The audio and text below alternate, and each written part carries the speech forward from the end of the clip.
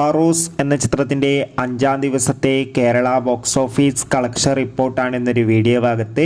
വീഡിയോയിലേക്ക് മുൻപ് video like ചെയ്യുക, ചാനൽ സബ്സ്ക്രൈബ് ചെയ്യുക. ഡിസംബർ മാസം ഇനിയും ധാരാളം ചിത്രങ്ങൾ അങ്ങോട്ട് OTT റിലീസ് ചെയ്യും. ചാനൽ ഭാഗം പരിശോധിച്ചാൽ നിങ്ങൾക്ക് കാണാം.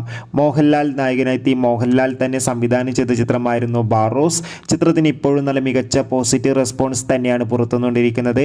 അതുകൊണ്ട് തന്നെ എല്ലാ സിനിമാ പ്രേമികളും ഒരേപോലെയാണ് ഫറൂസ് എന്ന ചിത്രത്തിൻ്റെ ഓരോ ദിവസത്തെയും ഓരോ കളക്ഷൻ റിപ്പോർട്ടും അറിയാൻ വേണ്ടി കാത്തിരിക്കുന്നത്.